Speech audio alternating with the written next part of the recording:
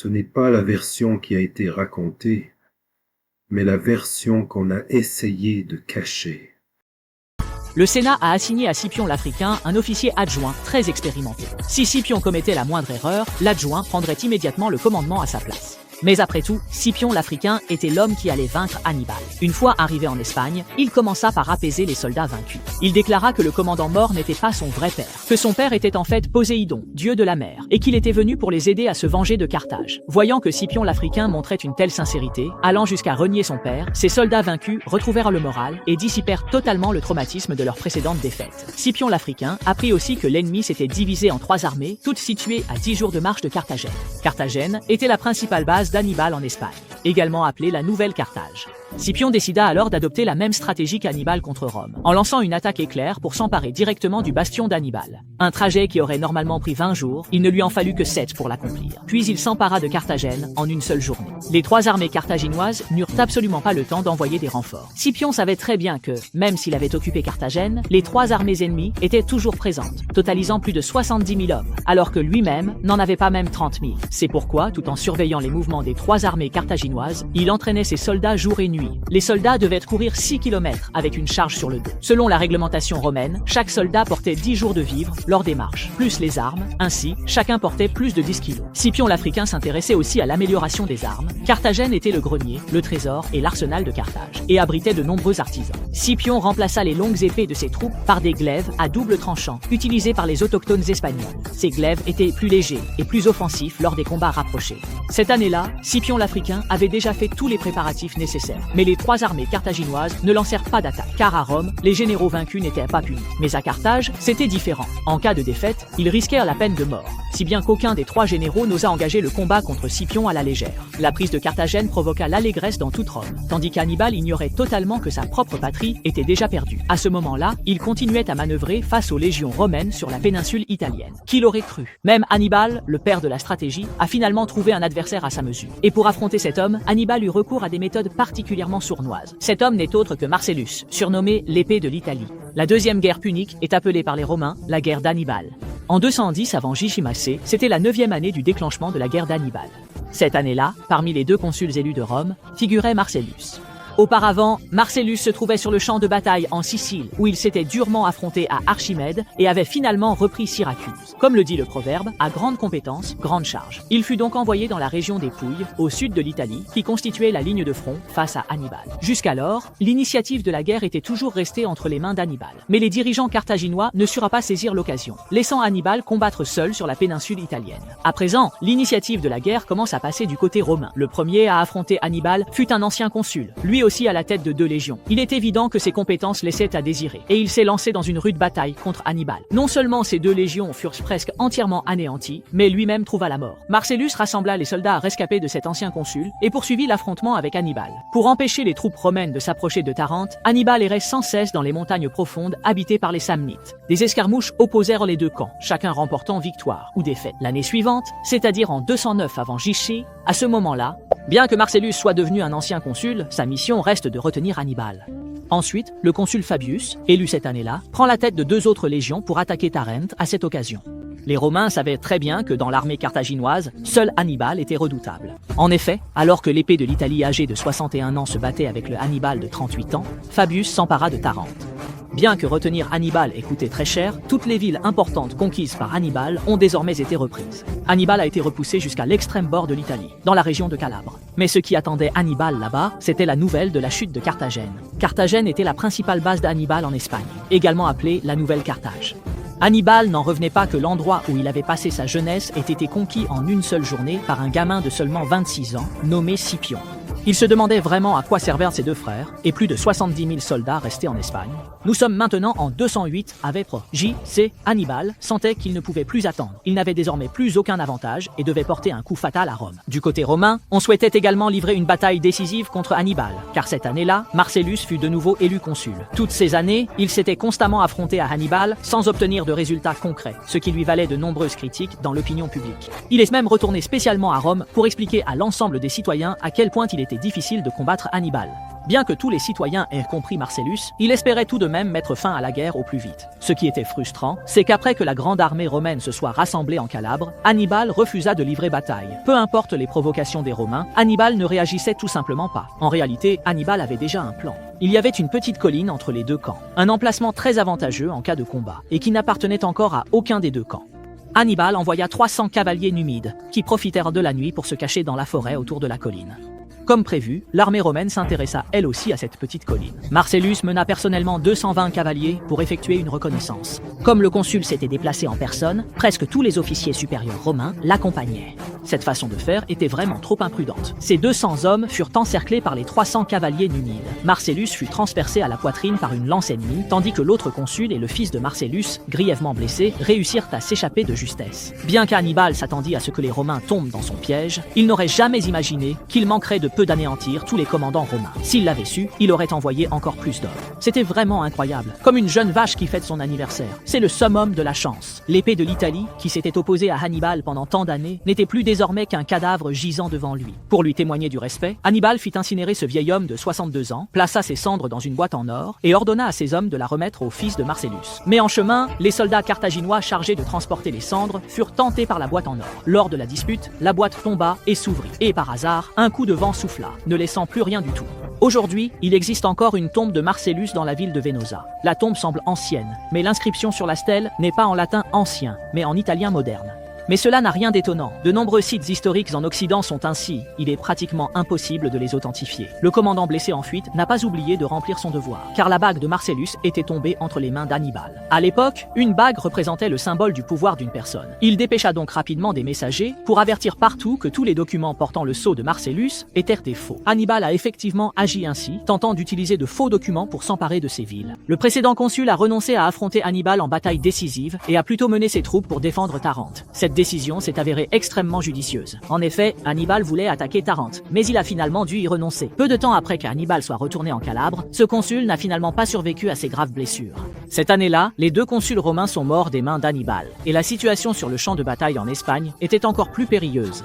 Les armées carthaginoises de Syphax et Hasdrubal étaient déjà prêtes à en découdre, se préparant à une grande offensive. Hannibal et Scipion étaient les plus grands généraux de l'Occident. Ils sont nés à la même époque, ce qui est déjà très rare, et en plus, ils étaient des ennemis jurés, chacun ayant la manie de ravager la patrie de l'autre. Nous savons tous qu'Hannibal était invincible sur la péninsule italienne, tandis que Scipion ne trouvait aucun adversaire à sa taille dans la patrie d'Hannibal en Espagne. C'était vraiment comme deux jeunes taureaux assis face à face, chacun cherchant à prouver qui était le plus fort. En 208 avant JC, Hannibal élimina Marcellus, l'épée de l'Italie, tandis que Scipion lançait une offensive contre les troupes carthaginoises en Espagne. Les Carthaginois se sont divisés en trois armées, totalisant pas moins de 75 000 hommes. Scipion n'avait pas la capacité de combattre une force aussi massive. Il devait donc les vaincre une à une avant qu'elles ne puissent se regrouper. La première cible était Hasdrubal, qui commandait l'une des armées carthaginoises. Il était le deuxième frère d'Hannibal. Le plus jeune frère d'Hannibal, Mago, dirigeait une autre armée et se préparait à rejoindre son frère Hasdrubal. Scipion utilisa à nouveau la guerre éclair. Il envoya d'abord une troupe pour retenir le plus jeune frère, Mago, puis, avec une rapidité fulgurante, il se précipita sur Hasdrubal, le deuxième frère. Hasdrubal voulait attendre l'arrivée de son jeune frère avant d'affronter Scipion, il n'avait donc pris aucune précaution. Mais il ne s'attendait pas à ce que Scipion attaque directement. Résultat, avant que les forces principales du deuxième frère aient eu le temps de se déployer, l'infanterie lourde et la cavalerie de Scipion fondirent sur eux. De plus, le campement était juste derrière l'armée carthaginoise, limitant encore leur mouvement. Craignant d'être encerclé et que toute son armée soit anéantie, le deuxième frère abandonna le campement et prit la fuite. Cette bataille eut lieu près de la ville de Baecula et fut appelée la bataille de Baecula. Côté carthaginois, plus de 8000 hommes furent tués et plus de 12 000 furent faits prisonniers, tandis que les pertes de Scipion étaient négligeables. À présent, Scipion devait également faire face à la question du traitement des prisonniers. Il libéra d'abord sans condition les Espagnols, puis envoya tous les Carthaginois à Rome, où ils allaient être vendus comme esclaves. Parmi les prisonniers, l'un d'eux attira particulièrement l'attention de Scipion. Il était né en Numidie, en Afrique du Nord, et était venu en Espagne pour rejoindre son oncle, qui n'était autre que Massinissa, le prince numide. Massinissa avait été engagé par Carthage pour servir comme commandant de la cavalerie. Le père de Scipion avait trouvé la mort en Espagne 3 ans plus tôt, précisément lors d'une embuscade tendue par Massinissa. Cependant, à cet instant, Scipion ne pensait pas à la vengeance, mais à la manière de rallier la Numidie au camp romain. Non seulement il libéra le prisonnier qui se disait être le neveu de Massinissa, mais il envoya également une escorte pour l'accompagner là où il souhaitait aller. On ignore si ce geste aidera à établir une amitié entre Scipion et Massinissa. Après cette bataille, Carthage comprit enfin qu'un personnage redoutable était arrivé sur son territoire natal. C'est pourquoi les deux autres armées rejoignirent rapidement le deuxième frère qui venait d'être vaincu. Outre le Benjamin Mago, l'autre armée carthaginoise était commandée par Giscon, et tous trois entamèrent un débat animé sur la manière de faire face à Scipion. La décision finale fut que le deuxième frère, Hasdrubal, mènerait 30 000 soldats d'élite et une unité d'éléphants pour franchir à nouveau les Alpes et aller soutenir Hannibal en Italie. Ensuite, le Benjamin Mago et Giscon uniraient leurs forces pour affronter ensemble Scipion. Bien entendu, ce plan avait déjà été communiqué à Hannibal. Hannibal en fut très réconforté et attendit son frère cadet à l'extrême sud de l'Italie pour recevoir son aide. Malheureusement, bien qu'il soit né de la même mère, le deuxième frère n'a pas le talent d'Hannibal. Le passage des Alpes s'est déroulé sans encombre, car à ce moment, les Gaulois ne mettaient pas de bâton dans les roues de l'armée carthaginoise et rejoignaient même les rangs de soutien à Hannibal. Après avoir franchi les Alpes, l'armée était déjà passée de 30 000 à 50 000 hommes.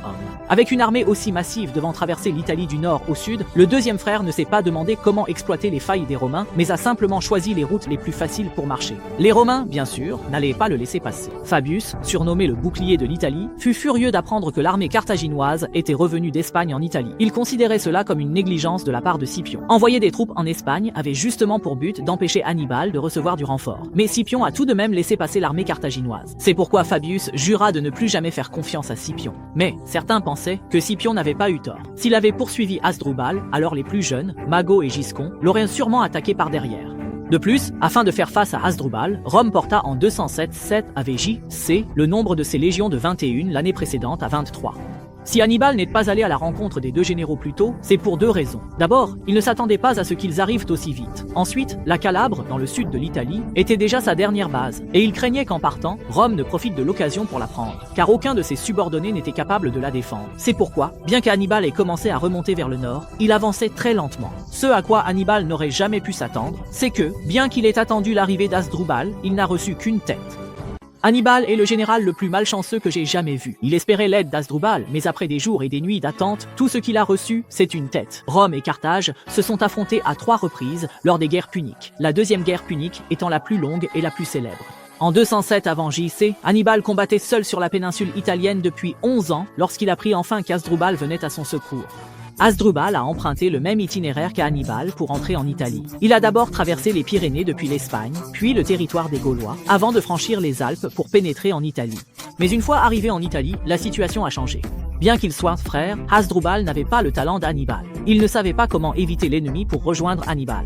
De plus, il y avait depuis longtemps à Rome une personne qui détestait profondément les deux empereurs, et c'était Claude Néron. Car 4 ans plus tôt, Néron avait été envoyé en Espagne, mais il s'était fait berner par Hasdrubal, ce qui avait poussé le Sénat à le considérer comme un incapable. Le Sénat l'avait donc rappelé à Rome avant l'heure, puis avait envoyé le jeune Scipion pour remplacer Néron en Espagne. Les membres de la famille Claudius attachent beaucoup d'importance à leur réputation, et Néron avait l'impression d'être comme une vache attachée à une meule, tournant en rond et se ridiculisant. Alors, lorsqu'il apprit que Hasdrubal arrivait en Italie avec 50 000 soldats, il ne put plus se contenir. À ce moment-là, la mission de Néron était de retenir Hannibal. Rome avait établi la règle suivante. Une fois qu'un commandant avait reçu sa mission, il ne pouvait pas changer de champ de bataille, sauf si le Sénat en décidait autrement. Mais Néron, pour des raisons personnelles, enfreignit cette règle. Il emmena 7000 soldats pour prêter main forte, afin d'affronter le consul Livius, envoyé contre Hasdrubal. Hasdrubal disposait de 50 000 hommes, Livius seulement 30 000, ce qui servit aussi de prétexte à Néron pour le secourir. Avant de partir, Néron recommanda à son partenaire de ne pas laisser Hannibal s'apercevoir de son absence. Sinon, Hannibal pourrait alors lancer une grande offensive. Durant cette période, il fallait provoquer de petits affrontements afin de tromper Hannibal. La vitesse de marche de l'armée romaine était de 20 km par jour, mais Néron devait parcourir 800 km. Il ordonna à ses soldats de voyager léger, sans emporter de vivres. Il a prévenu d'avance les cités alliées de préparer à manger, permettant à son armée de marcher jour et nuit sur plus de 100 km. Ce record de vitesse de marche qu'il a établi n'a été battu par César que 150 ans plus tard. L'empereur a envoyé un messager à Hannibal avec une lettre précisant son itinéraire de marche, mais cette lettre a été interceptée par Néron. Ainsi, après avoir rejoint le consul Livius, Néron s'est immédiatement lancé à la poursuite de l'empereur. L'empereur disposait tout de même de 50 000 soldats, alors que Rome, même en comptant les renforts amenés par Néron, n'en avait que 37 000. C'est pourquoi, lors de l'affrontement entre les deux camps, Carthage a toujours gardé l'avantage. Alors, Néron mena un détachement pour contourner l'armée carthaginoise par l'arrière, renversant le cours de la bataille. Les 30 000 soldats venus d'Espagne furent anéantis et l'issue de la bataille scellée. Cependant, l'empereur a véritablement fait preuve de bravoure. Il a revêtu l'armure du commandant en chef carthaginois, a enfourché son cheval et s'est précipité dans les rangs ennemis. Après un combat acharné, il est tombé au champ d'honneur. C'est vraiment l'expression même de la bravoure éclatante, une prouesse hors du commun. L'historien Tite Live a écrit « En tant que fils d'Hamilcar et frère d'Hannibal, Hasdrubal Barca n'a pas déshonoré leur nom.